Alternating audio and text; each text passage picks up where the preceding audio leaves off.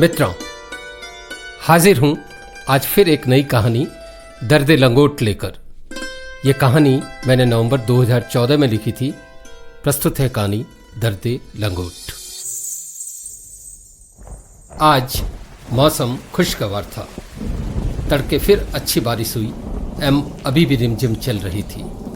गत 10 दिनों से इंद्र शहर पर लगातार कृपा बनाए थे, वरना सावन सूखा चला जाए एवं भादो न बरसे तो जनजीवन विशेषतः रेगिस्तान के बासिंदों के चेहरे ऐसे उतर जाते हैं जैसे संध्या के समय सूरजमुखी के फूल। अन्य शहरों में पानी सुविधा है, पर यहाँ पानी प्राण है। अब तो फिर भी सरकारी प्रयासों से पानी की किल्लत कम हो गई है, वरना मैंने तो वे दिन भी देखे हैं जब माँ एक बाल्टी देकर कहती थी इसी में नहाना है एवं इसी में चड्डी धोनी है। उन दिनों तो मैं यहाँ तक सुनता था कि किसी की बारात में एक बाराती ने जब कहा कि नल आ गया है तो आधे से ऊपर बाराती चुपके से सरक लिए थे।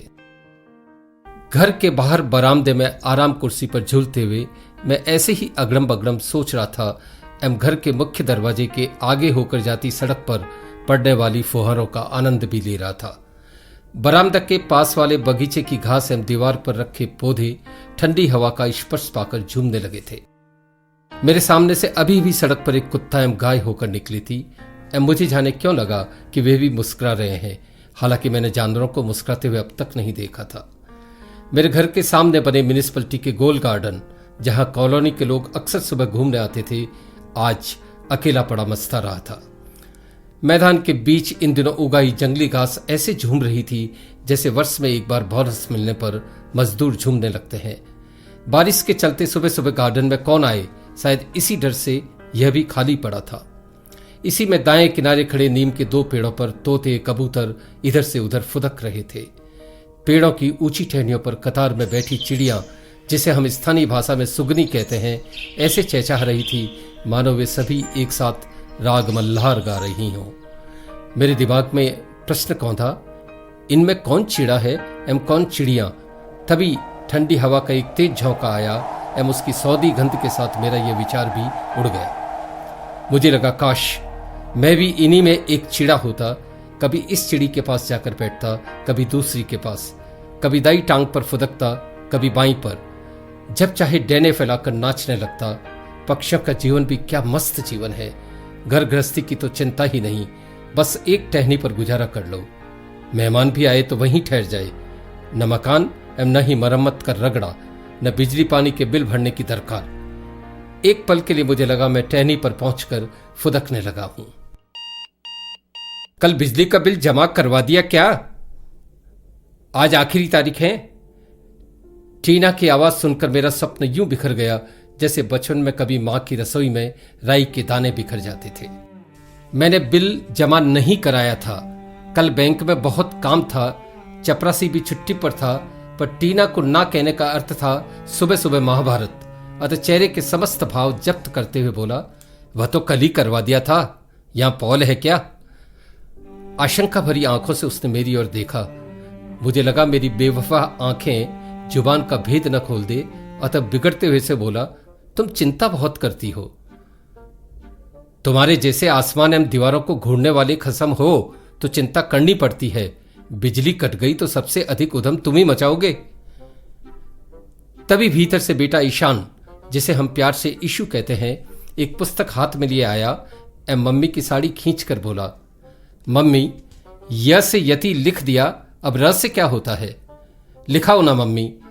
4 वर्ष के ईशान को गत 3 माह पहले ही मैंने मॉन्टेसरी स्कूल की प्रेप कक्षा में भर्ती करवाया है, पर उसका दिमाग इतना तेज है कि हर बात को द्रुत गति से सीख लेता है।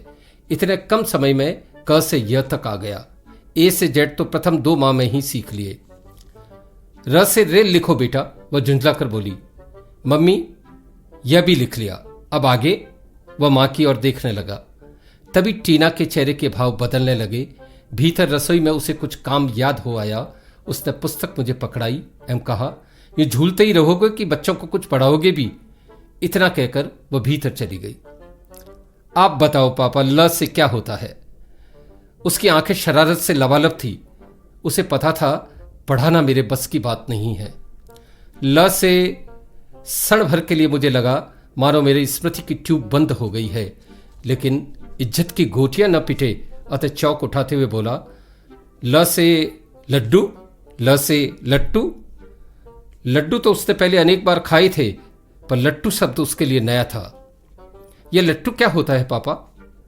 उसकी आंखों में अनेक प्रश्न एक साथ उभर आए। अब मैं उसे कैसे समझाता? लट्टू यानी वो जो तेरी मां के इर्द गिर्द घूमता है, पर पंगा ना हो। अतः मैंने पुस्तक उसे थमाई एवं उठते हुए बोला, ऑफिस का टाइम हो गया है, मम्मी से पूछ लेना। वो रुआंसा हो गया। मैंने मन ही मन कहा, होता रहे मेरी बला से। भीतर आकर मैंने कपड़े बदले, नाश्ता किया, बरामदे से गाड़ी उठाई एवं सीधे ऑफिस पहुंच गया। ऑफिस के बाहर एवं भीतर भी मौसम खुशगवार था। मैं इस बैंक का मैनेजर था एवं मेरा कैबिन निहायत खूबसूरत था। खिड़कियों पर हल्के क्रीम रंग के सुंदर पर्दे लगे थे। टेबल पर खूबसूरत गुलदस्ता रखा था। चपरासी ने नित्य की तरह आज भी इसमें सुंदर फूल लगाए थे। कैबिन रोशनी से चमक रहा था। टेबल के सामने 4-5 कुर्सियां रखी थी, जहां मैं आने जाने वाले ग्राहकों की समस्याओं से रूबरू होता था। आज मौसम अच्छा था तो मैंने कुर्सी पर बैठने के पहले खिड़कियां खोल दी। एसी मुझे यूं भी नहीं सुहा था। खिड़कियां खुलते ही फुहार में भीगा धूप का एक टुकड़ा कैबिन के आंगन पर आकर नाचने लगा। खिड़की से आती ठंडी हवा ने मुझे सुकून से भर दिया। मुझे लगा मैं गुनगुनाऊं, पर ऑफिस में यह कहां संभव था। मैंने सबसे पहले ड्रॉवर से बिजली का बिल निकाला एवं पर्स से पैसे लेकर चपरासी के हवाले किए। उसके बाहर जाते ही मैंने पेंडिंग पेपर्स का क्लिप निकाला एवं पहला पत्र पढ़ने ही लगा था कि एक तेज आवाज सुनकर चौंक गया। परस्या, कैसा है? मुझ परसराम को परस्या कहने वाला ये कौन आ गया? मेरी आंखें फैल गई। हवा के तेज झोंके के माने जाने कब एक महाशय ने कैबिन का दरवाजा खोला, मुझे पुकारा एवं तपाक से मेरी सीट के सामने आकर बैठ गए। गनीमत है कैबिन में और कोई नहीं था, अन्यथा स्टाफ तो ऐसे मौकों की तलाश में रहता है।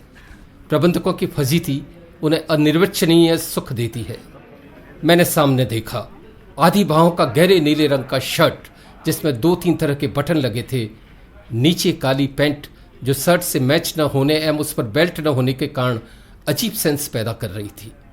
पाँव में स्लीपर्स, खींचा चेहरा, छोटी पैनी आंखें, चौड़ा नाक एवं आंखों पर काले फ्रेम का चश्मा पहने तकरीबन मेरी ही उम्र के एक सज्जन सामने खड़े थे। उसकी गहरी भौएं, बिखरे बाल एवं बोलने के अंदाज से मुझे लगा मैंने उसे करीब से देखा है। मेरे दिमाग में कुछ तेजी से घूमने लगा था। तभी सामने बैठे सज्जन बोले, बनता है क्या परस्या? भूल गया वो दिन जब तापी बावड़ी पर चड्डी बदलते हुए तेरी चड्डी उड़ गई थी, तब मैं ही तो दौड़ के लाया था। भूल गया वो दिन जब राम मोहल्ले में इमलियां तोड़ने गए थे, तू पेड़ पर चढ़ा था और मैं नीचे खड़ा था, तभी माली ने आकर हम दोनों की अच्छी धुनाई की थी। भूल गया वो दिन जब तेरे बाबा हाथ खर्ची का धेला नहीं देते थे, तब तुझे चाट पकौड़ी कौन खिलाता था? भूल गया वो बेतरतीब बोले ही जा रहा था। मैं उसे पहचान गया। अरे घनश्याम, गन्नू, तू किधर से आ गया? कहते हुए मुझे लगा मानो मेरी उम्र 30 साल घट गई है एवं मैं 7-8 वर्ष का बच्चा बन गया हूं। कमीने, मैनेजर बनते ही औकात पे आ गया। वो दिन भूल गए जब नत्थू पहलवान के बेटे ने तेरी चटनी बनाई थी और मैंने तुझे उस जालिम से बचाया था। उस दिन मैं न होता तो वो टेंटवा दबा देता तेरा, और आज जिंदा न होता तो मैनेजर क्या तेरा भूत बनता? गन्नू कब रुकने वाला था? गन्नू मुझे कत्तई नहीं बख्शता।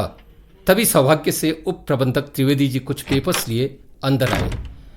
कैबिन में घुसते ही शायद उन्होंने अंतिम वाक्य सुन लिया था। उनकी आंखों की चमक एवं मुस्कुराती मूछें मानो मुझसे प्रश्न करने लगी थी। सारी हैंकड़ी हम पर ही लगाओगे या कुछ गन्नू जी को भी बताओगे? मैं ताड़ गया। मैंने तुरंत त्रिवेदी जी के हाथ से पेपर्स लिए और फजीती न हो अतः बात बदलते हुए बोला, अभी मैं जरूरी कार्य से घर जा रहा हूं, शायद लौटकर नहीं आ पाऊंगा। कोई दिक्कत आए तो आप फोन पर बता दीजिएगा। त्रिवेदी जी माहौल देखकर सब कुछ भांप गए। मुझे चिढ़ाते हुए से गन्नू की ओर देखकर बोले, सर आपसे पहले मिलना नहीं हुआ? त्रिवेदी जी की हरकतों को मैं सिरे से जानता था। मेरी मिट्टी पलीद हो ऐसे अवसर वे उड़ती चिड़िया की तरह पकड़ लेते थे। उन्हें उत्तर देने न देने के असमंजस में मुझ पर घड़ों पानी पड़ गया। आप घनश्याम जी मेरे बाल सखा है, मैंने सक पकाते हुए उत्तर दिया। ओह, ग्लैड टू मीट यू। आपके लिए चाय मंगाऊं सर? त्रिवेदी जी नीचे के होठ को भीतरी सिरे से काटते हुए गन्नू की ओर देखकर बोले। मुझे मालूम था चाय पीने का अर्थ है गन्नू मेरी ऐसी तैसी करेगा। एम त्रिवेदी जी को पुरानी बातों का पता पड़ने का अर्थ है वे एक विशिष्ट अंदाज में इसे बाबुओं को संप्रेषित करेंगे। एम वहां तक इन बातों को पहुंचने का अर्थ है उनके द्वारा नित्य चटकारे लिए जाएंगे। नहीं नहीं, अभी तो ये आए हैं, पहले मैं इन्हें घर ले जाऊंगा। पूरे 30 वर्ष बाद मिले हैं, इन्हें इनकी भाभी एम बेटे ईशान से भी तो मिलाना है। मैंने बात समेटते हुए कहा। मुझे मालूम था गन्नू अवश्य पेट पर हल्का घूंसा बनाते हुए पूछेगा, अबे गधे, तूने न तो शादी की सूचना दी न बच्चा होने की। लेकिन मेरा भाग्य अच्छा था, उसे कुछ उपजा नहीं, अन्यथा वह छोड़ता क्या। गन्नू का हाथ पकड़े मैं तुरंत कैबिन के बाहर आया। मैंने देखा तब की तरह वह आज भी दाएं पांव से कुछ लगड़ा कर चल रहा था। उसका दायां गाल भीतर जर्दा दवा होने से थोड़ा बाहर आ गया था। एवं वह आज भी उन दिनों की तरह फक्कड़ अंदाज से चल रहा था, हालांकि उसके चेहरे पर अब वो नूर नहीं था जो बचपन में हुआ करता था। मैंने आनन फानन गाड़ी निकाली एवं बैंक के दरवाजे के आगे खड़े गन्नू को भीतर बैठने को कहा। गाड़ी स्टार्ट की तब मैंने देखा त्रिवेदी जी एवं 3-4 बाबू उचक उचक कर गन्नू को यूं देख रहे थे मानो वह कोई अजायब घर का चिंपांजी हो। गाड़ी 100 कदम चली ही होगी कि गन्नू बोल पड़ा, अबे साले, शादी एवं बच्चे होने की तो सूचना देता। माना तुझे सूरतगढ़ छोड़े 30 वर्ष हो गए, लेकिन कोशिश करता तो पता चली जाता। गन्नू ने मेरी अपेक्षा के अनुरूप प्रश्न कर ही दिया, अबे तूने तेरे ब्याह की सूचना दी क्या? मैंने पलटवार किया। गौचू, मेरा तो ब्याह ही नहीं हुआ अब तक। वो मेरे पेट की ओर घूंसा फेंकते हुए बोला। पेट की ओर खाली घूंसा फेंकना उसकी तब भी आदत थी। यार पता नहीं मिला होगा, ब्याह भी चट मंगनी पट ब्याह की तरह 4 दिन में सब कुछ हो गया तो कई मित्रों को भूल गया। खैर छोड़, तू बता तेरे हाल कैसे हैं? और अपने उस दोस्त क्या नाम है, नंदू के क्या हाल हैं? साले के हर समय नाक बहती थी। मेरी बाल स्मृतियां यकायक उगड़ आई। ओ नंदू, वह तो अपने बाप के हलवाई की दुकान पर बैठता है। उसका बाप 3 साल पहले मर गया था। तुझे याद है एक बार मैं कुछ रसगुल्ले उसके स्टोर से चुरा कर लाया था तो उसके बाप ने लताड़ पिलाई थी। तू तो तब भीगी बिल्ली बन गया था। गन्नू की बात सुनकर मैं जोर से हंस पड़ा।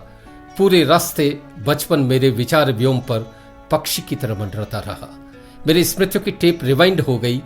पिताजी तब शिक्षा विभाग में प्राइमरी टीचर थे एवं उनकी तैनाती उन दिनों सूरतगढ़ थी। पिताजी सरकारी गर्ल्स स्कूल में थे एवं उन्होंने मुझे सरकारी बॉयज स्कूल में भर्ती करवाया था। कच्ची पक्की से लेकर आगे 3 जमात तक गन्नू मेरे साथ था। उसके बाद पिताजी का स्थानांतरण अजमेर हो गया एवं कालांतर में हम वहीं बस गए। मेरी नौकरी भी जल्दी लगी, तरक्कियां भी जल्दी हुई एवं अब जबकि मैं वरिष्ठ प्रबंधक था, मुझे राजधानी जयपुर भी सहज ही मिल गई।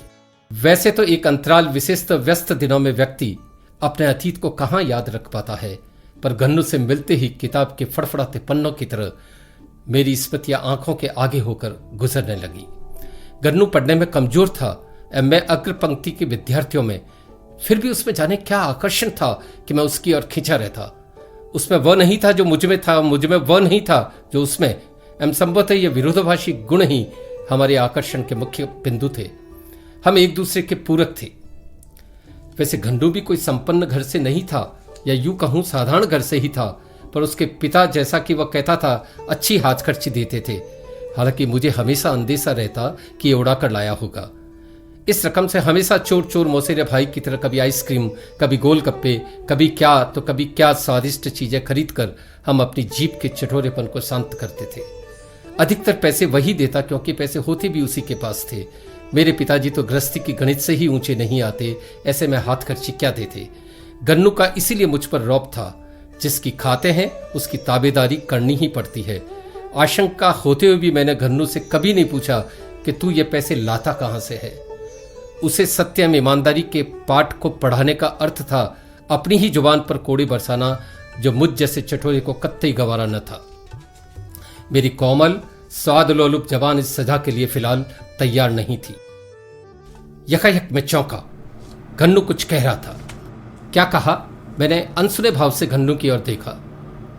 मैंने पूछा, तू जयपुर कितने साल से है? क्या तेरी अब तक अपने में खोने की आदत नहीं गई? गन्नू हंसते हुए बोला, पिछले 3 वर्ष से। मैंने आधे प्रश्न का उत्तर दिया। बाकी आधे प्रश्न का उत्तर देना मेरे लिए कठिन था। बात बदलते हुए मैंने नया पैंतरा डाला। गन्नू, तू क्या करता है यार? कुछ अपने बारे में भी तो बता। मुझे लगा बातों का रुख उसकी ओर मोड़ने में ही मेरी भलाई है। क्या बताऊं पर्शिया, मुझसे तो विधाता ही रूठ गए। तकलीफ न होती तो पता कर यहां तक आता क्या। मुसीबत में यारों का ही तो भरोसा होता है, और फिर तू तो जिगर का टुकड़ा है। कहते कहते गन्नू के चेहरे पर रुआंसी उतर आई। अरे ऐसा क्या हो गया दोस्त? उससे पूछते हुए मेरी छाती एक अजीब आशंका से भर गई। मैंने गहरी सांस लेकर उसकी ओर देखा। क्या बताऊं पर्सिया, 10 वर्ष पहले मैंने हौजरी का धंधा प्रारंभ किया था। सारी पूंजी उसी में फूंक दी। पिताजी ने भी बहुत मदद की, धंधा चल भी निकला। धीरे धीरे मुझे लगा हौजरी निर्माण का उद्योग भी लगाया जाए। मैंने उद्योग प्रारंभ किया, बैंक से 10 लाख का ऋण भी लिया, लेकिन यह पूंजी उस उद्योग में कम पड़ गई। बड़े उद्योगों के आगे में प्रतिस्पर्धी नहीं रह पाया एवं धीरे धीरे हानि इतनी बढ़ी कि बैंक ने इंडस्ट्री कुर्क कर दी। मेरी गिरवी रखी हौजरी की दुकान भी बिक गई। गत 2 वर्ष से ऐसे फाके पड़े हैं कि दाने दाने को तरस रहा हूं। अब बैंक पीछे पड़ी है। मुझे फकत 1 माह के लिए 2 लाख रुपयों की जरूरत है। बस तेरा ही आसरा है। गन्नू एक सांस में सब कुछ कह गया। मुझे सांप सूंघ गया, लेकिन गन्नू को ना कहना मेरे लिए संभव न था। आखिर वो मेरा बाल सखा था। अब मेरा हृदय उसके एहसानों से लबालब था। तू चिंता मत कर, मैं 1 महीने के लिए इस रकम की व्यवस्था कर देता हूं। किसी पार्टी से कहकर दिलवा दूंगा। बचपन में तेरा माल खाया उस ऋण को तो उतारना ही पड़ेगा। मेरे पास अन्य विकल्प भी क्या था। मैं गन्नू के साथ घर पहुंचा तो टीना बरामदे में ही खड़ी थी। मुझे देखकर बोली, अरे इतना जल्दी कैसे आ गए? मैंने उसे गन्नू से मिलवाया एवं बताया कि ये मेरे बचपन के मित्र हैं। नमस्ते भाभी जी, कैसी हैं आप? आपकी ये जो मैनेजर साहब हैं, इनकी बचपन की हरकतें बताऊं तो आप दंग रह जाएंगे। इनको निक्कर तक पहनना मैंने सिखाया है। उसके बाद उसने टीना को बचपन के अनेक किस्से सुनाए। कहीं कहीं तो वह अभद्रता की सीमा को लांघ गया। उसके दांत थोड़ा आगे को आते थे एवं बोलते हुए मुंह से छींटे भी गिरने लगे थे। बीच बीच में वह ओठों के किनारे आए पानी को भी व्यवस्थित करता जाता था। मैं गन्नू को लेकर मजबूर था, लेकिन टीना उसे देखते ही समझ गई कि आज ये फंस गए हैं। हम ड्राइंग रूम में बैठे स्कूल, चौबारे, पुराने अध्यापक, स्कूल परिसर के पेड़, बागान, बगीचे, जहां हम बहुधा मंडराते रहते थे, आदि आदि के बारे में बतिया कर बचपन की गुदगुदाती स्मृतियों को उकेल रहे थे। जरा इधर आना। तभी टीना ने अंदर से पुकारा। एक्सक्यूज मी कहकर मैं बेडरूम में आया तो उसने आंखें तरेर कर पूछा, ये महाशय कब तक रहेंगे? मैंने कहा अभी लंच के बाद वापस चला जाएगा। तो वह आश्वस्त हुई। मैं पुनः ड्राइंग रूम में आकर उससे बतियाने लगा। धीरे धीरे मुझे लगा किस तरह से 2 व्यक्तियों के वैयक्तिक विकास पथ भी भिन्न हो जाते हैं। गन्नू का अजीब सा व्यवहार, उसका जर्दा खाना, बतियाते हुए छींटे उछालना, घड़ी घड़ी गाली देकर बात करना, मुझसे तुरंत रुपयों की मांग करना, टीना से अशिष्ट तरीके से बात करना आदि ऐसे व्यवहार थे जिसे मैं पचा नहीं पा रहा था। मुझे कोफ्त भी आने लगी थी, लेकिन बचपन एवं तब की यादें मुझ पर हावी थी। दोपहर लंच से पहले ईशान स्कूल से घर आया तो गन्नू उससे भी उल्टी सीधी बातें करने लगा। ईशान के सफेद शर्ट पर जर्दे के छींटे तक लग गए। वह बिना मतलब ईशान से चिपका जा रहा था। ईशान असमंजस में था, लेकिन मुझे देखकर चुप था। ऐसे अभद्र, असंतुलित, अमर्यादित व्यवहार से कदाचित उसका आज ही साबका पड़ा था। मैं ये सब देख रहा था, लेकिन विवश था। गन्नू का रौब अब भी मेरी आत्मा पर पसरा था। हम एक बार जिसके आगे वामन हो जाते हैं, उनके आगे शायद पुनः कभी नहीं उठ पाते। मनुष्य का अतीत, उसका अवचेतन परछाई की तरह उसका पीछा करता है। कुल मिलाकर मैं समझ गया कि आज मैंने इल्लत पाल ली है। लंच के बाद मैंने किसी पार्टी को कहकर गन्नू को 2 लाख रुपए दिलवाए। गन्नू ने मुझे आश्वस्त किया कि वह यह रकम 1 माह में लौटा देगा। रकम लेने के बाद तो उसके पड़ लग गए। वह ऐसे सरका मानो वह इसी उद्देश्य की सिद्धि के लिए मुझसे मिलने आया था। इस बात को भी 1 माह बीत गया। अब मुझे व्यापारी को रकम लौटाने की चिंता होने लगी। मैंने गन्नू को फोन किया तो उसने 10 दिन की मोहलत मांगी। मैंने 10 दिन बाद पुनः याद दिलाया तो उसने फिर 10 दिन यूं मियाद बढ़ाते बढ़ाते 3 माह बीत गए। पार्टी बहुत प्रतिष्ठित थी, अतः उन्होंने मुझे सीधे तो नहीं कहा, पर एक रविवार नौकर को भेजकर उगाही कर ली। मैंने ये बात टीना को अब तक नहीं बताई थी। मैं बगले झांकने लगा। उसे ज्यों ही पता पड़ा वह बिफर पड़ी। मैंने जब कहा कि रकम उसके नाम की पड़ी 2 लाख की एफडी तोड़कर कल ही देनी होगी तो उसके अवसान जाते रहे। वह जख्मी जानवर की तरह करा उठी। घड़ी भर उसने मेरी ओर देखा, फिर आसमान की ओर, फिर यह कहकर जोर से अपना माथा पीट लिया कि हे राम, यही मरदूद मिला था तुम्हें मेरे लिए कितनी मेहनत करके मैंने ये रकम जमा की थी, इन्होंने तो हवन के घी की तरह स्वाहा कर दी। मैंने उसे मनाने की कोशिश की तो वह और बिखर गई। ऐसी छोटी बड़ी अनेक घटनाएं वो विवाह के पश्चात जब तक पचाती आ रही थी, इस बार मानो वर्षों का जमा लावा पिघल गया। चीख कर बोली, लोग ठीक ही कहते हैं, मूर्खों के सींग नहीं होते। 1000 बार समझाया, पर मैं क्यों समझूं? सारी उम्र ऊंट का ऊंट ही रहूंगा। गांठ में पैसे नहीं, पर रईसी ऐसी कि चले उधार देने। आप मियाँ मांगते, द्वार खड़े दरवेश। अरे लोग तो आंखें देखकर नियत पहचान लेते हैं, पर यह है कि इनके सामने खड़ा शुतुरमुर्ग भी इनको सूझता तक नहीं। जाने कहां से गुर्गे पकड़ लाते हैं। खैर आपका भी क्या दोष है, जैसी रूह वैसे ही फरिश्ते मिलेंगे। देव नकटे होंगे तो सुमड़े पुजारी ही तो घर आएंगे। मैं उसे क्या उत्तर देता? जुबान को लकवा मार गया। आंखों में वेदना एवं बेबसी छलक आई। एफडी तोड़ने के कारण टीना ने 10 रोज मुझसे बात नहीं की। मैंने जैसे तैसे उसे संयत करने की कोशिश की कि कुछ माह बाद रकम मिल जाएगी, मैं पुनः एफडी बनवा दूंगा। मैं कल ही सूरतगढ़ के पुराने मित्रों से दबाव बनाने के लिए कहता हूं। दूसरे दिन मैंने नंदू आदि कुछ मित्रों को फोन किया तो ये जानकर मेरे नीचे की जमीन सरक गई कि ऐसी झूठी कहानियां सुनाकर उसने सैन में न जाने कितनों को चूना लगाया है। नंदू खुद उसका शिकार था। मेरे बात करते समय टीना पास ही खड़ी थी, वह बात का सार समझ गई। रकम मिलना अब असंभव था। मेरा हृदय डूब गया, आंखों की धुंध छट गई। आंख से काजल चुराने की तरह गंदू 2 लाख का चूना लगा गया। जिस मित्र को आंखों पर बिठाया वही किरकिरी बन गया। खैर अब विकल्प ही क्या था। इस बात को भी 10 दिन बीत गए। शहर में सर्दी अब रंगत दिखाने लगी थी। दिसंबर के अंतिम सप्ताह में ठंड बढ़ी जाती है। मैं बाहर बरामदे में बैठा सुबह की गुनगुनी धूप सेक रहा था कि ईशु फिर पुस्तक हाथ में लिए मेरे करीब आया। अब तक उसे ए से जेड एवं अ से ज्ञ तक पूरा अक्षर ज्ञान हो चुका था। यकायक जाने उसे क्या सूझा, मेरी ओर देखकर बोला, पापा मुझे सब याद हो गया, लेकिन उस दिन आपने ल से जो बताया था याद ही नहीं रहा। तभी एक कौवा कांव कांव करते हुए मेरे ऊपर से उड़ गया। खाली बैठे मुझे भी जाने कहां से गन्नू फिर याद हो आया, जिसे हम बहुत प्यार करते हैं, हम जिससे हम बहुत पिटते हैं, अथवा यूं कहूं जो हमें बहुत सताते हैं, भुलाए नहीं भूलते। गन्नू की हरकतें याद कर मेरी कुंठा सर चढ़ बैठी। तभी ईशु ने फिर पूछा, पापा बताओ ना, ल से क्या होता है? मेरे उत्तर में गन्नू घुल गया। अबे यार तू कितना परेशान करेगा, लिख। ल से लंगड़ा, ल से लफाड़ी, ल से लंपट, ल से लोफर, ल से लड़ोकड़ा, ल से लीचड़, ल से लंगूर। एम और सुनना चाहता है तो सुन। ल से। मैं घड़ी भर के लिए रुका एम आंखें तरेर कर बोला, ल से लंगोटिया। क्षण भर के लिए ईशु सहम गया, लेकिन आजकल की अकेली औलादें मां बाप से डरती हैं क्या? संयत होकर उसने पूछ लिया, पापा लंगोटिया क्या होता है? लंगोटिया? लंगोटिया लंगोट से बनता है बेटा। उत्तर देते हुए मेरे दांत बिछ गए। ये लंगोट क्या होती है पापा? वह कौन सा रुकने वाला था? अरे बेटा, लंगोट वह वस्त्र है जो बचपन में अगर दुर्योग से बन जाए एवं आगे बड़ी उम्र में आकर उसे कोई हिला जाए तो उस हिली लंगोट की जो व्यथा होती है उसे वही जानता है जिसकी हिलती है। लंगोट का दर्द भुगतने वाला ही समझ पाता है कि दर्द लंगोट क्या भला है। इतना गूढ़ ज्ञान वह कैसे समझता? उसकी आंखों में अब प्रश्नों का अंबार उभर आया था। वह कुछ और पूछता, उसके पहले मैं भीतर चला आया। Thank you.